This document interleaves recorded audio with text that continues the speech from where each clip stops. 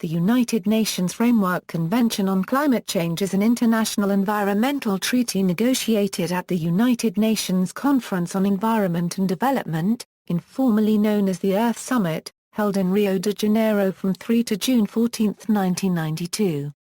The objective of the treaty is to stabilize greenhouse gas concentrations in the atmosphere at a level that would prevent dangerous anthropogenic interference with the climate system.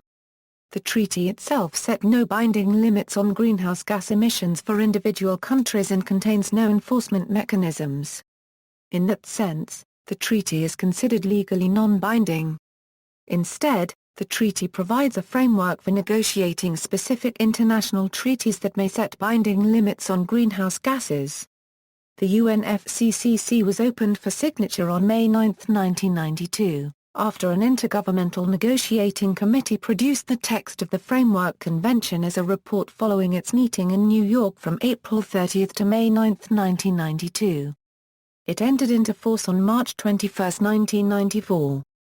As of March 2014, UNFCCC has 196 parties. The parties to the convention have met annually from 1995 in conferences of the parties to assess progress in dealing with climate change. In 1997, the Kyoto Protocol was concluded and established legally binding obligations for developed countries to reduce their greenhouse gas emissions. The 2010 Cancun agreements state that future global warming should be limited to below 2.0 degrees Celsius relative to the pre-industrial level. The 20th COP will take place in Peru in 2014. One of the first tasks set by the UNFCCC was for signatory nations to establish national greenhouse gas inventories of greenhouse gas emissions and removals, which were used to create the 1990 benchmark levels for accession of Annex I countries to the Kyoto Protocol and for the commitment of those countries to GHG reductions. Updated inventories must be regularly submitted by Annex I countries. The UNFCCC is also the name of the United Nations Secretariat charged with supporting the operation of the convention, with offices in Haus-Kastanien, Bonn, Germany. From 2006 to 2010 the head of the Secretariat was Ivo de Boer. On May 17, 2010, Cristiana Figueres from Costa Rica succeeded de Boer. The Secretariat, augmented through the parallel efforts of the Intergovernmental Panel on Climate Change, aims to gain consensus through meetings and the discussion of various strategies. Treaty. The United Nations Framework Convention on Climate Change was opened for signature at the 1992 United Nations Conference on Environment and Development in Rio de Janeiro. On June 12, 1992, 154 nations signed the UNFCCC, that upon ratification committed signatories' governments to reduce atmospheric concentrations of greenhouse gases with the goal of preventing dangerous anthropogenic interference with Earth's climate system. This commitment would require substantial reductions in greenhouse gas emissions. Article 3(1) of the Convention states that parties should act to protect the climate system on the basis of common but differentiated responsibilities, and that developed country parties should take the lead in addressing climate change. Under Article 4, all parties make general commitments to address climate change through, for example, climate change mitigation and adapting to the eventual impacts of climate change. Article 4(7) states, the extent to which developing country parties will effectively implement their commitments under the Convention will depend on the effective implementation by developed country parties of their commitments under the Convention related to financial resources and transfer of technology and will take fully into account that economic and social development and poverty eradication are the first and overriding priorities of the developing country parties. The Framework Convention specifies the aim of developed parties stabilizing their greenhouse gas emissions at 1990 levels, by the year 2000. Later negotiations, Kyoto Protocol. After the signing of the UNFCCC Treaty, parties to the UNFCCC have met at conferences to discuss how to achieve the treaty's aims. At the first conference of the parties decided that the aim of Annex I parties stabilizing their emissions at 1990 levels by the year 2000 was not adequate, and further discussions at later conferences led to the Kyoto Protocol. The Kyoto Protocol sets emissions targets for developed countries which are binding under international law. The Kyoto Protocol has had two commitment periods, the first of which lasts from 2005 to 2012, and the second 2012 to 2020. The U.S. has not ratified the Kyoto Protocol. The Kyoto Protocol has been ratified by all the other Annex-I parties. All Annex-I parties, excluding the U.S., have participated in the first Kyoto commitment period. 37 Annex-I countries in the EU have agreed to second-round Kyoto targets. These countries are Australia, all members of the European Union, Belarus, Croatia, Iceland, Kazakhstan, Norway, Switzerland, and Ukraine. Belarus, Kazakhstan and Ukraine have stated that they may withdraw from the protocol or not put into legal force the amendment with second-round targets.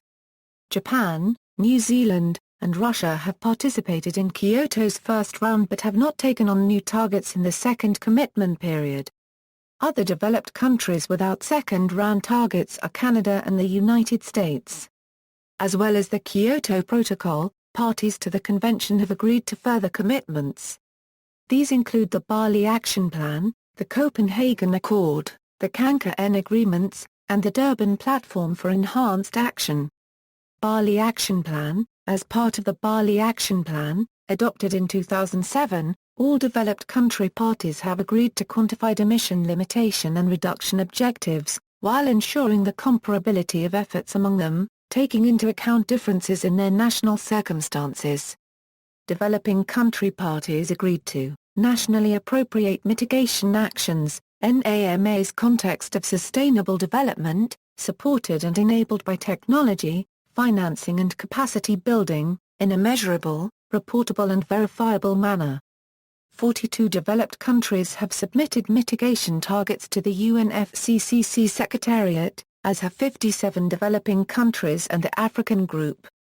Copenhagen and Cancun. As part of the 2009 Copenhagen negotiations, a number of countries produced the Copenhagen Accord.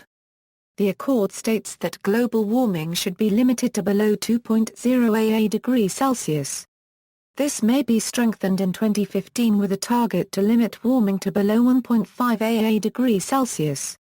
The accord does not specify what the baseline is for these temperature targets. According to the UNFCCC, these targets are relative to pre-industrial temperatures. 114 countries have agreed to the accord. The UNFCCC Secretariat notes that some parties stated in their communications to the Secretariat specific understandings on the nature of the accord and related matters, based on which they have agreed to the accord. The accord was not formally adopted by the Conference of the Parties. Instead, the COP took note of the Copenhagen Accord. As part of the accord, 17 developed country parties and the EU 27 have submitted mitigation targets, as have 45 developing country parties. Some developing country parties have noted the need for international support in their plans. Many aspects of the Copenhagen Accord were brought into the formal UNFCCC process as part of the Cancun Agreements. The Cancun Agreements were adopted by the COP in 2010. The agreement states that global warming should be limited to below 2.0 degrees Celsius relative to the pre-industrial level. This target may be strengthened on the basis of the best available scientific knowledge, including in relation to a global average temperature rise of 1.5 degrees Celsius. As part of the Cancun Agreements, developed and developing countries have submitted mitigation plans to the UNFCCC. These plans are compiled with those made as part of the Bali Action Plan. Durban and Doha. In 2011, parties adopted the Durban Platform for Enhanced Action. As part of the Durban Platform, parties have agreed to develop a protocol, another legal instrument or an agreed outcome with legal force under the convention applicable to all parties. This new treaty is due to be adopted at the 21st COP, and implemented in 2020. The 21st COP is scheduled to held in 2015. At Durban and Doha, Parties noted with grave concern that current efforts to hold global warming to below 2 or 1.5 degrees Celsius relative to the pre-industrial level appear inadequate. Development. At Berlin, Cancun and Durban, the development needs of developing country parties were reiterated. For example, the Durban Platform reaffirms that social and economic development and poverty eradication are the first and overriding priorities of developing country parties, and that a low-emission development strategy is central to sustainable development, and that the share of global emissions originating in developing countries will grow to meet their social and development needs. Interpreting Article 2, the ultimate objective of the Framework Convention is to prevent dangerous anthropogenic interference of the climate system.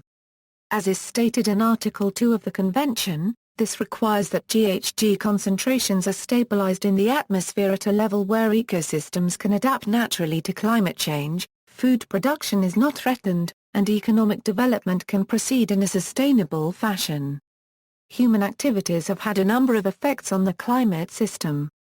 Global GHG emissions due to human activities have grown since pre-industrial times.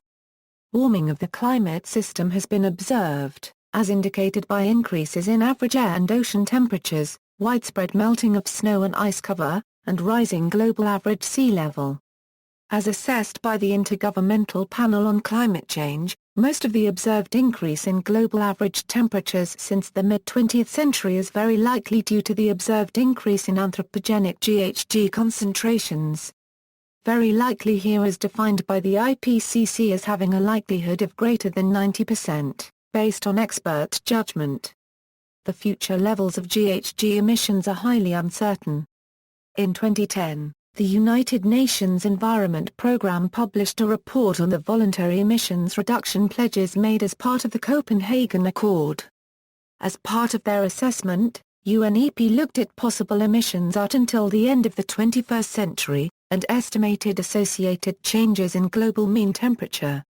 A range of emissions projections suggested a temperature increase of between 2.5 to 5 degrees Celsius before the end of the 21st century, relative to pre-industrial temperature levels. The lower-end temperature estimate is associated with fairly stringent controls on emissions after 2020, while the higher end is associated with weaker controls on emissions. Future climate change will have a range of beneficial and adverse effects on human society and the environment. The larger the changes in climate, the more adverse effects will predominate. The IPCC has informed the UNFCCC process in determining what constitutes dangerous human interference of the climate system. Their conclusion is that such a determination involves value judgments, and will vary among different regions of the world. The IPCC has broken down current and future impacts of climate change into a range of key vulnerabilities, for example, impacts affecting food supply, as well as 5 reasons for concern, shown opposite.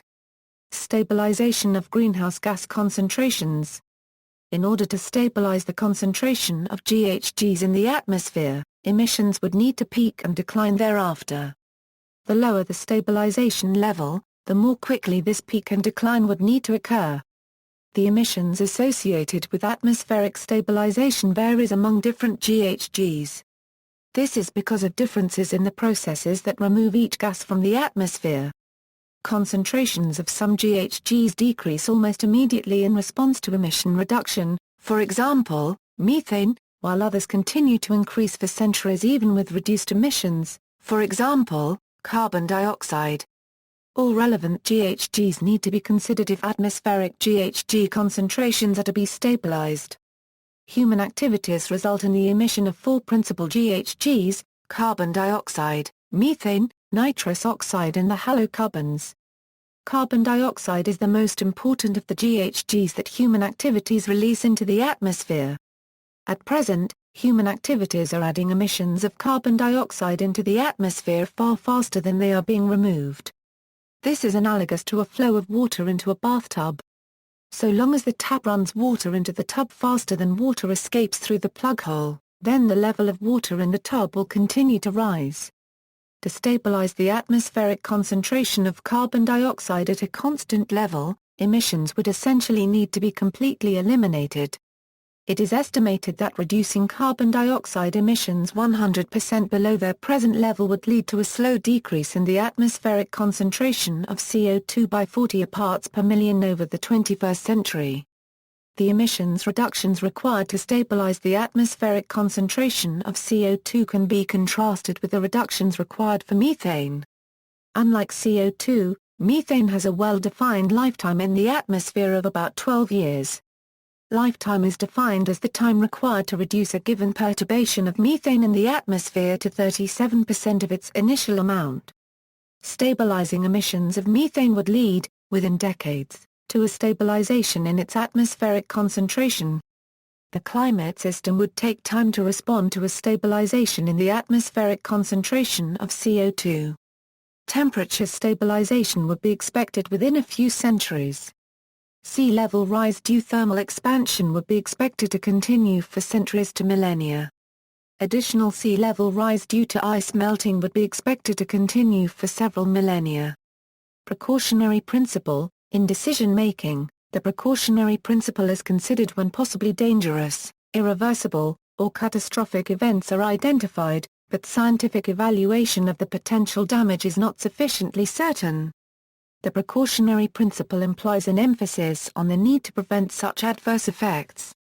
Uncertainty is associated with each link of the causal chain of climate change. For example, future GHG emissions are uncertain, as are climate change damages. However, following the precautionary principle, uncertainty is not a reason for inaction, and this is acknowledged in Article 3.3 of the UNFCCC. Parties. As of 2014, the UNFCCC has 196 parties including all United Nations member states, as well as Nauru, Cook Islands and the European Union. In addition, the Holy See and Palestine are observer states. Classification of parties and their commitments. Parties to the UNFCCC are classified as Annex I. There are 43 parties to the UNFCCC listed in Annex I of the Convention, including the European Union. These parties are classified as industrialized countries and economies in transition. The 14 EITs are the former centrally planned economies of Russia and Eastern Europe. Annex II. There are 24 parties to the UNFCCC listed in Annex II of the Convention, including the European Union. These parties are made up of members of the Organization for Economic Cooperation and Development. Annex II parties are required to provide financial and technical support to the EITs and developing countries to assist them in reducing their greenhouse gas emissions and manage the impacts of climate change.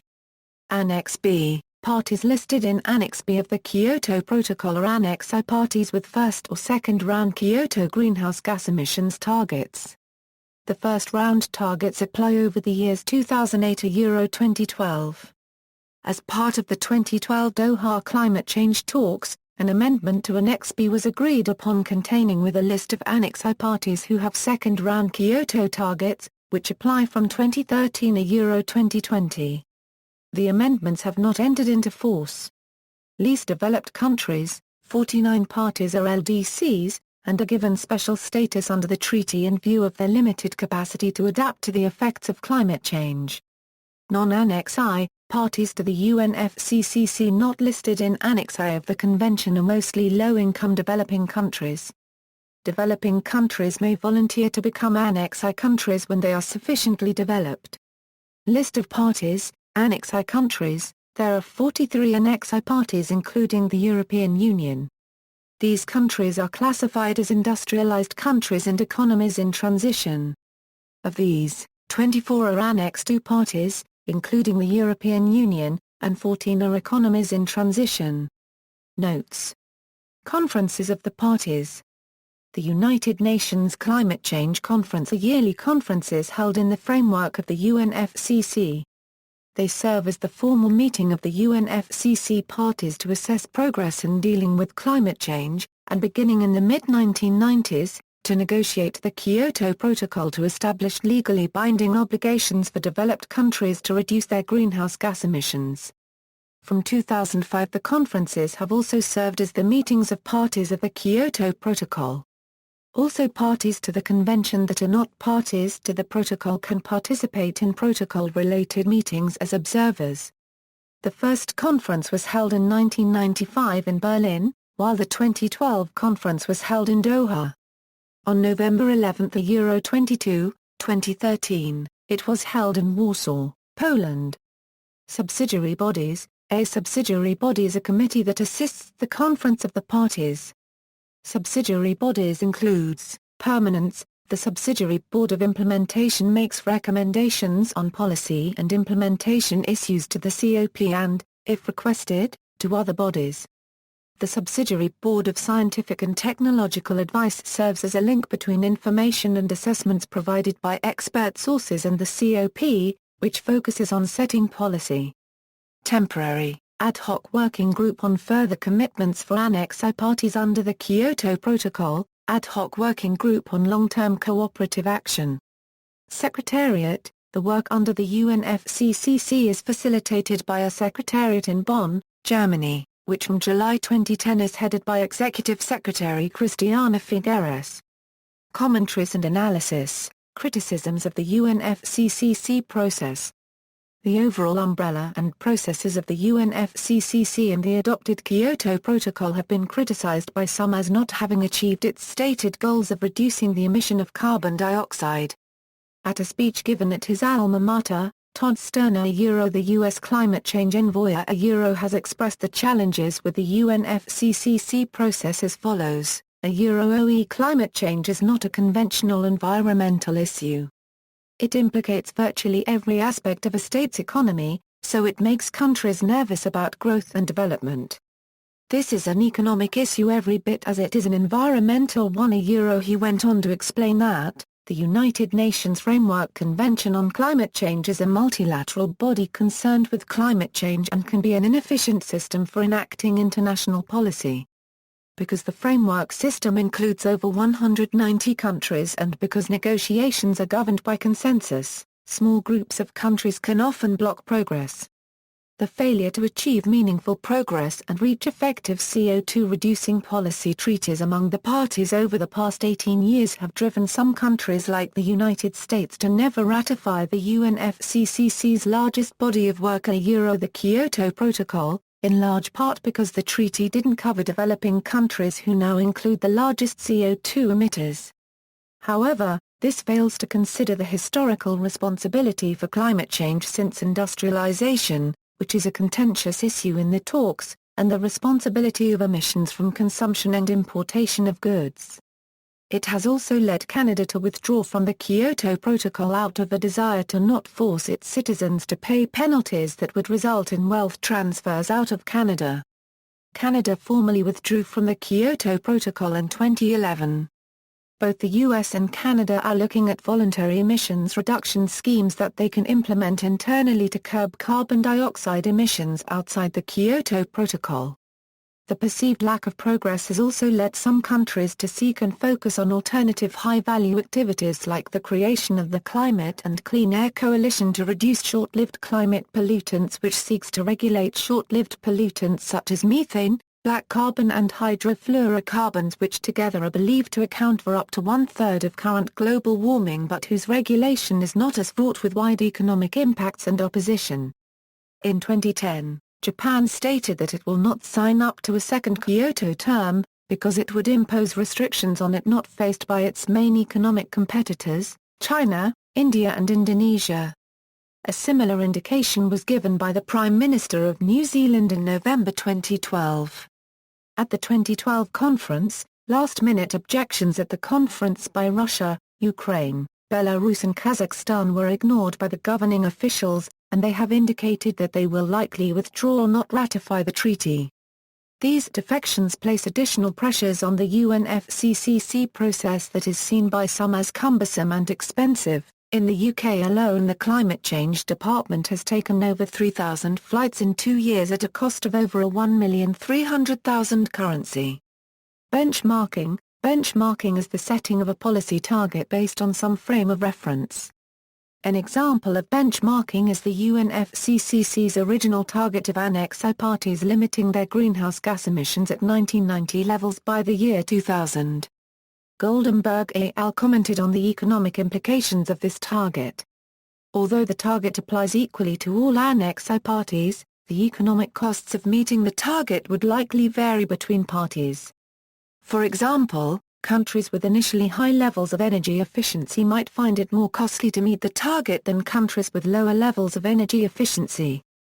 From this perspective, the UNFCCC target could be viewed as inequitable, that is, unfair. Benchmarking has also been discussed in relation to the first-round emissions targets specified in the Kyoto Protocol. See also, Climate Ethics, Individual and Political Action on Climate Change, List of International Environmental Agreements, Montreal Protocol, Post-Kyoto Protocol Negotiations on Greenhouse Gas Emissions, United Nations Convention to Combat Desertification, Notes. References, Andrew Allen and Martin Krupper, Belarus negotiator hints at Kyoto exit, says others could follow, Reuters, retrieved 2012-12-18, COP, FCCC 1995 Ad 1, report of the Conference of the Parties on its first session, held at Berlin from March 28 to April 7, 1995. Addendum.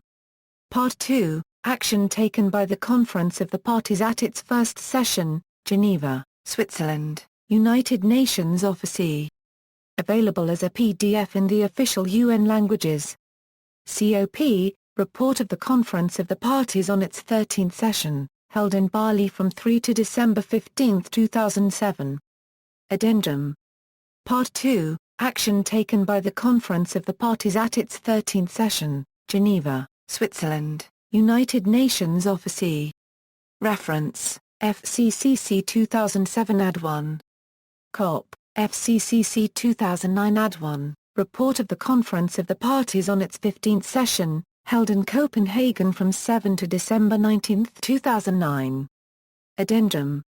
Part 2, action taken by the Conference of the Parties at its 15th session, Geneva, Switzerland, UN Office. Library record. COP, FCCC 2010 Ad 1, report of the Conference of the Parties on its 16th session, held in Cancun from November 29 to December 10, 2010. Addendum. Part 2, action taken by the Conference of the Parties at its 16th session, Geneva, Switzerland, UN Office, COP, FCCC 2011 Ad 1, report of the Conference of the Parties on its 17th session, held in Durban from November 28 to December 11, 2011. Addendum. Part 2, action taken by the Conference of the Parties at its 17th session, Geneva, Switzerland, UN Office, COP, FCCC 2012 Ad 1, report of the Conference of the Parties on its 18th session, held in Doha from November 26 to December 8, 2012. Addendum. Part 2, action taken by the Conference of the Parties at its 18th session, Geneva, Switzerland, UN Office. Library record. Figueres, C., Environmental Issues, Time to Abandon Blame Games and Become Proactive, Economic Times, The Economic Times/IndioTimes.com, retrieved 2012-12-18, IPCC/SAWG3, Bruce, J.P. Lee, H. and Hoyts, E.F., ed., Climate Change 1995, Economic and Social Dimensions of Climate Change, Contribution of Working Group 3 to the Second Assessment Report of the Intergovernmental Panel on Climate Change, Cambridge University Press, ISBN A0-521-56051-9, IPCCAR4WG3, Metz, B. Davidson, O.R. Bosch, P.R. Dave, R.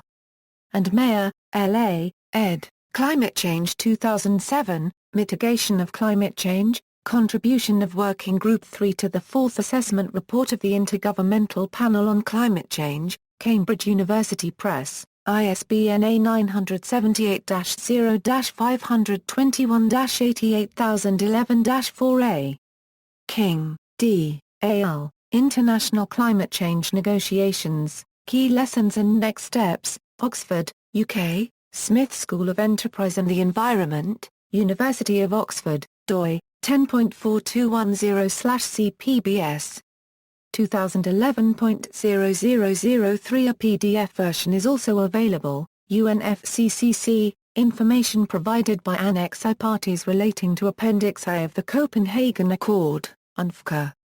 UNFCCC, FCCC 2011/INF1, compilation of information on nationally appropriate mitigation actions to be implemented by parties not included in Annex I to the Convention, Geneva, Switzerland, UNOFCC. Library record. UNFCCC, FCCC 2011 Rev 1, compilation of economy-wide emission reduction targets to be implemented by parties included in Annex I to the Convention. Revised note by the Secretariat, Geneva, Switzerland, UNOFCC. Library record. UNFCCC, meetings, Copenhagen Climate Change Conference, December 2009, UNFCCC. UNFCCC, information provided by non-Annex I parties relating to Appendix II of the Copenhagen Accord, UNFCCC. UNFCCC, FCCC 2012/5, quantified economy-wide emission reduction targets by developed country parties to the Convention, assumptions, conditions, commonalities and differences in approaches and comparison of the level of emission reduction efforts. Technical paper, Geneva, Switzerland, UNOFCC. Library record. UNFCCC, focus, mitigation, nationally appropriate mitigation commitments or actions by developed country parties, UNFCCC, UNFCCC, FCCC 2013 Rev 2, compilation of information on nationally appropriate mitigation actions to be implemented by developing country parties. Revised note by the Secretariat, Geneva, Switzerland, UNOFCC. Library record. UNFCCC, focus, mitigation, NAMAs, nationally appropriate mitigation actions, UNFCCC, United Nations Framework Convention on Climate Change, New Yorker, external links, UNFCCC Newsroom, United Nations Framework Convention on Climate Change, text of the UNFCCC, ratifications, Earth Negotiations Bulletin, detailed summaries of all COPs and SPs, Road to Doha, a project following 18 Colombian pesos in Qatar by Carbone, UNFCCC on India Environment Portal, Conference of Parties, Introductory Note by Lawrence Boisson de Cazoons, Procedural History Note and Audio-Visual Material on the United Nations Framework Convention on Climate Change in the Historic Archives of the United Nations Audiovisual Library of International Law, IPCC, Keeling Curve.